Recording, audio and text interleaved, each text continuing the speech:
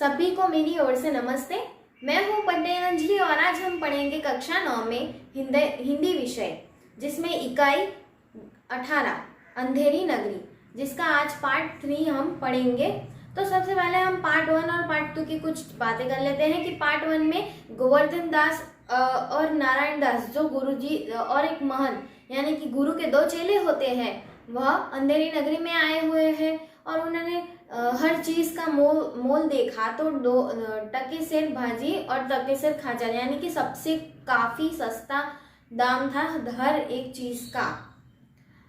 उसके बाद पहले दृश्य की बात, और उसमें गोवर्धन दास अंधेरी नगरी में ही रुकने के लिए रह जाता है।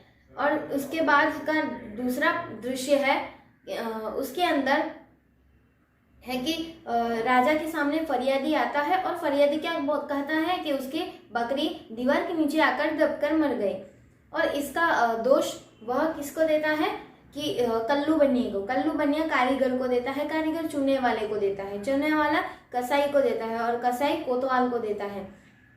तो ऐसे करके एक दूसरे के ऊपर यह दोष डालते जाते हैं। अब हम आगे की कहानी के लिए पढ़ेंगे इस एकांकी का तीसरा दृश्य। सभी छात्र अपनी पुस्तकें साथ लेकर बैठे।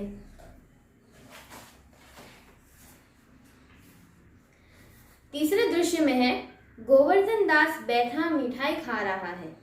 गोवर्धन दास कहता है, गुरुजी ने हमको बेकार यहाँ रहने को मना किया था। माना कि देश बहुत बुरा है, पर अपना क्या, खाते पीते मस्त पड़े हैं। तभी जब गोवर्धन दास यह सोच रहा होता है या खुद से बातें कर रहा होता है, तभी सिपाही आते हैं। 4 सिपाही आते हैं, चारों ओर से उसे पकड़ लेते हैं।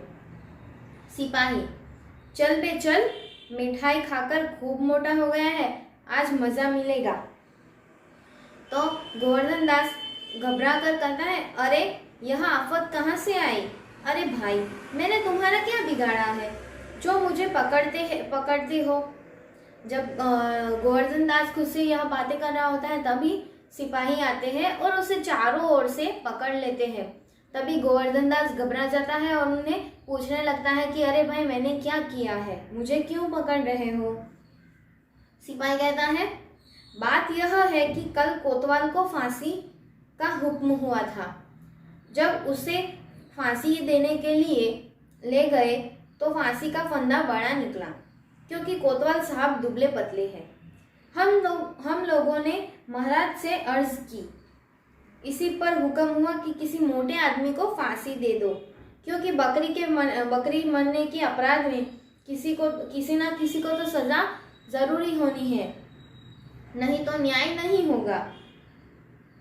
अब सिपाही ने उसे यह बताया कि कोतवाल को फांसी होने वाली थी, लेकिन उसका फंदा बड़ा पड़ गया। इसी वजह से किसी न किसी को तो यह सजा होनी ही थी, और राजा ने क्या हुक्म दिया कि किसी मोटे आदमी को पकड़ कर लाओ। गोवर्धन दास कहता है, दुहाई परमेश्वर की, अरे मैं नाहक मारा जाता हूँ। अरे यहाँ बड़ा ही अंधेर है। गुरुजी आप कहाँ हो? आओ मेरे प्राण बचाओ। गोवर्धन दास बहुत घबरा जाता है, क्योंकि उसने अंधेरी नगरी में सिर्फ खाना खा के ऐसे ही पड़े रहता था। सब कुछ इस अंधेरी नगरी में उनके लिए अब अंधेर जैसा हो गया था, तो वह अपने गुरुजी को पुकार रहा था। गोवर्धन दास कहता है, हाय बाप रे, मुझे बेकसूर ही फांसी देते हैं। सिपाही कहता है, अबे चुप रह, राजा का हुक्म भला कहीं टाल सकता है। गोवर्धन दास घबरा जाता है और बोलता है, हाय मैंने गुरुजी का कहना न माना, उसी का यह फल है। गुरुजी कहाँ हो? बचाओ गुरुजी। यानी कि गोवर्धन दास को पकड़कर ले ही जाते हैं सिपाही। उसने सिपाही को मना भी किया कि मेरा कोई कसूर नहीं है, मुझे मत पकड़ो, लेकिन सिपाही क्या कहता है कि यह राजा का आदेश है, इसीलिए किसी ना किसी को तो फांसी चढ़ना ही होगा। तो गुरुजी को याद करता हुआ गोवर्धन दास तड़प रहा होता है। उसी समय महंत वहां पे उपस्थित हो जाते हैं और उनका पात्र शुरू होता है। महंत, अरे बच्चा गोवर्धन, तेरी यह क्या स्थिति है? गोवर्धन दास कहता है हाथ जोड़कर, गुरुजी दीवार के नीचे बकरी दब गई, जिसके लिए मुझे फांसी दी जा रही है। गुरुजी बचाओ। अब गोवर्धन दास गुरुजी से माफी मांगता है, उसे हाथ जोड़कर बोलता है कि गुरुजी, एक बकरी दबकर दीवार के नीचे आकर मर गई, लेकिन उसके लिए मेरा कोई कसूर नहीं है, फिर भी ये लोग मुझे फांसी दे रहे हैं। तो गुरुजी ने कहा, गुरुजी को वह बोलता है कि मुझे आप बचाओ। महंत, कोई चिंता नहीं। भौ चढ़ाकर सिपाहियों से, सुनो, मुझे अपने शिष्य को अंतिम आदेश देने दो। सिपाही उसे थोड़ी देर के लिए छोड़ देते हैं। गुरुजी चेले को कान में कुछ समझाते हैं। महंत कहता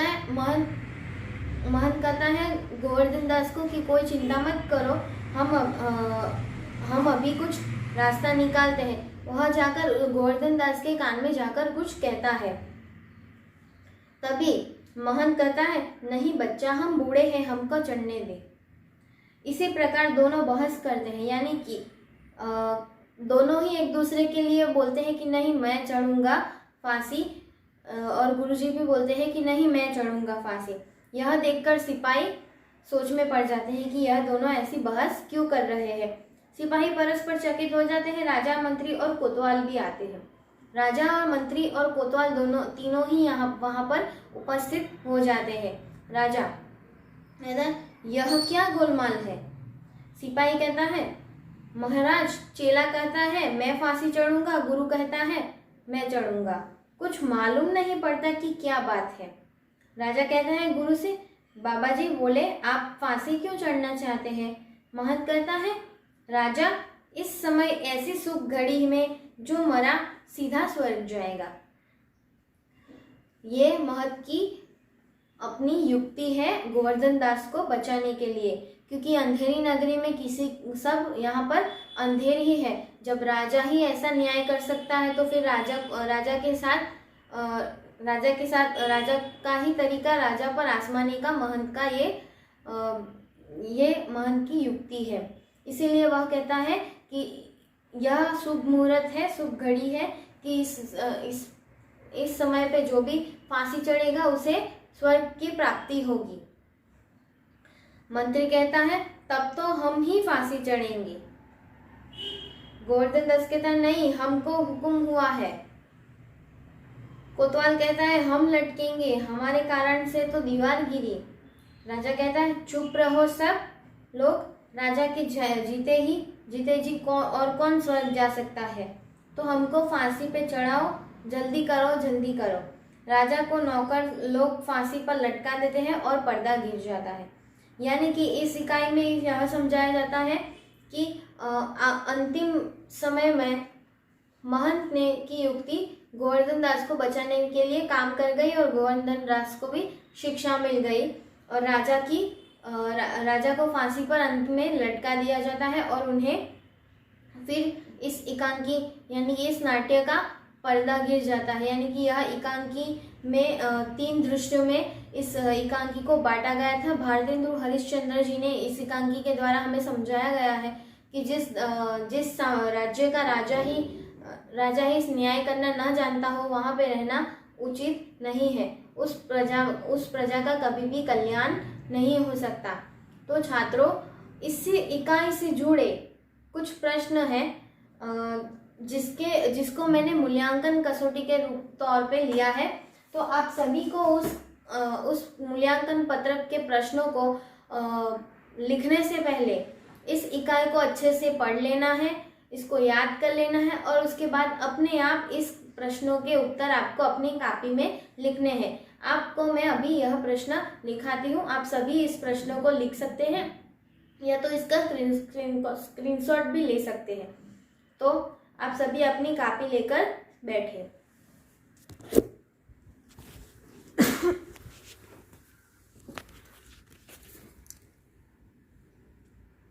पहला है, निम्नलिखित प्रश्नों के उत्तर एक वाक्य में दीजिए। पहला है, गोवर्धन दास को नगर का काम किसने बताया। दूसरा है, गोवर्धन दास को भिक्षा में कितने पैसे मिले थे।